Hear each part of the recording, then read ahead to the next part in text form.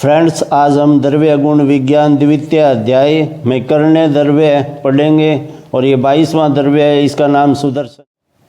अब हम सुदर्शन के परिचय से संबंधित पढ़ेंगे। तो इसका कुल क्या है? इसका कुल अमेरिलिडेसी है, जिसे तालमूली कुल भी कहते हैं। अब इसका लैटिन नाम क्या है?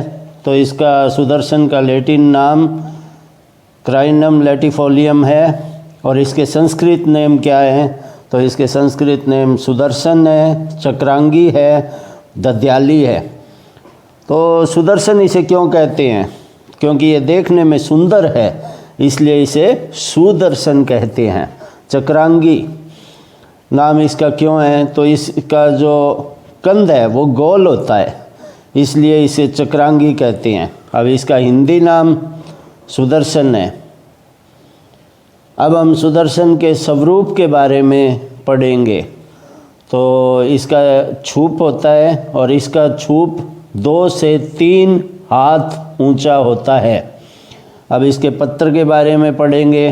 तो इसके पत्र हैं वो 2 से 4 फीट लंबे होते हैं, यानी इसके पत्ते जो होते हैं वो 2 फीट से लेके 4 फीट तक लंबे होते हैं और 3 से 4 इंच चौड़े होते हैं।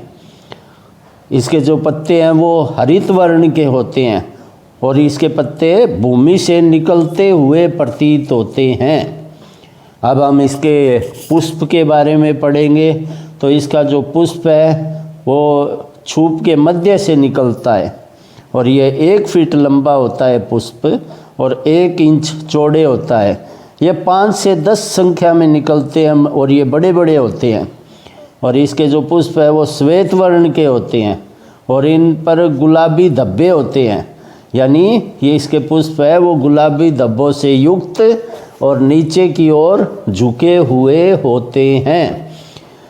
अब हम इसके फल के बारे में पढ़ेंगे। तो इसका फल गोलाकार होता है और उसका जो व्यास है वो 2 इंच होता है और इसकी जो फल की जो त्वचा है उस पर 25 अनुलंब रेखाएं होती है, यानी ये 25 अनुलंब रेखाओं से युक्त होते हैं। अब इसके बाद हम इसके बीज के बारे में पढ़ेंगे। तो इसके बीजों की संख्या लगभग 12 होती है। बीज बड़े और कोण युक्त होते हैं। अब हम इसके पत्तियों के बारे में पढ़ते हैं। तो इसकी पत्तियां जून में निकलती है और सर्दी में इसकी पत्तियां झड़ जाती है। और इसके फूल अगर हम बात करें तो इसके फूल मई में निकलते हैं। अब हम सुदर्शन के उत्पत्ति स्थान के बारे में पढ़ेंगे। तो ये उड़ीसा और बंगाल में विशेष रूप से पाया जाता है। अब हम सुदर्शन के रासायनिक संगठन के बारे में पढ़ेंगे। तो सुदर्शन में लाइकोरीन नामक तत्व पाया जाता है। अब हम इसके गुणों के बारे में पढ़ेंगे। तो गुणों में पहला है गुण। तो इसका गुण है वो रुक्ष और तीक्ष्ण होता है। अब इसके रस के बारे में पढ़ेंगे। तो इसका जो रस है वो मधुर और तिक्त होता है। अब हम इसके विपाक के बारे में पढ़ेंगे। तो इसका जो विपाक है वो मधुर होता है। और अब हम इसके वीर्य के बारे में पढ़ेंगे। तो इसका जो वीर्य है वो उष्ण होता है। अब हम इसके दोष कर्म के बारे में पढ़ेंगे। तो ये है रुक्ष और तीक्ष्ण गुण वाला है और उष्ण वीर्य वाला है। इस कारण से ये कफ का शमन करता है, यानी रुक्ष और तीक्ष्ण गुण के कारण और उष्ण वीर्य के कारण ये कफ का शमन करता है। और मधुर विपाक और उष्ण वीर्य के कारण ये वात का शमन करता है। अब हम इसके कर्म के बारे में पढ़ेंगे। तो इसका जो स्थानिक कर्म क्या है? स्थानिक कर्म में ये शोथर है, यानी शोथ को दूर करेगा। कुष्ठगण है, यानी कोई भी किसी भी प्रकार का जो कुष्ठ है उसको करेगा दूर। वेदना स्थापन है, यानी ये पेन को रिलीफ करता है, पेन में रिलीफ करता है।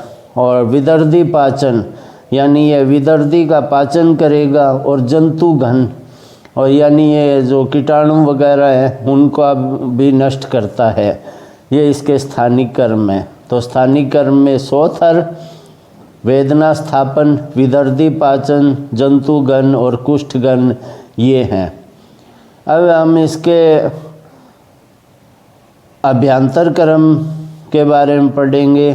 क्योंकि ये तीक्ष्ण गुण वाला है, इसलिए ये वामक और रेचक है, यानी ये वमन और रेचन करवाएगा।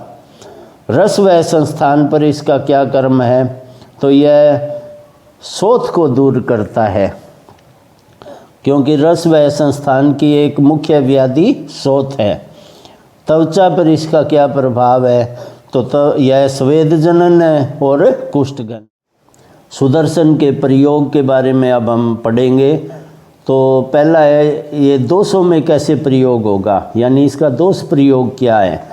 ये कफ और वात का समन करता है, इसलिए ये कफ वात जन्य विकारों में प्रयुक्त होता है।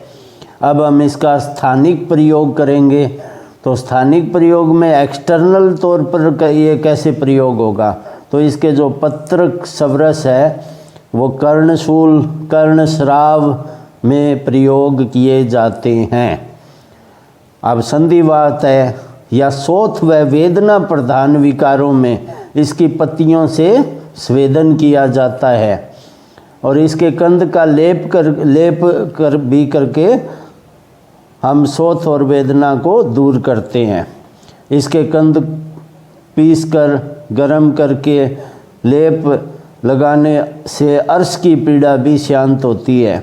विदर्दी में ये लगाने से विदर्दी पाक होकर फूट जाती है।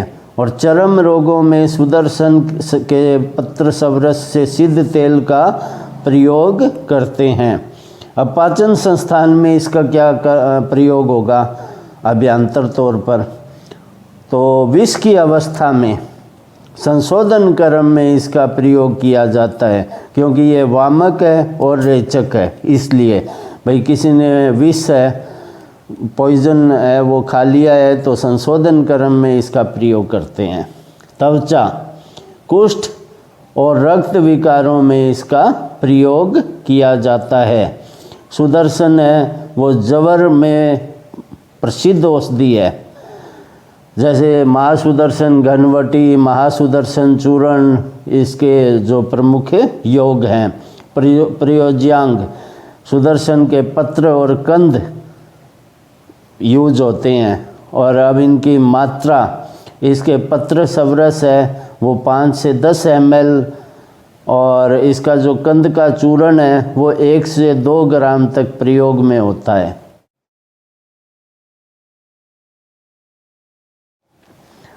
Thank you friends.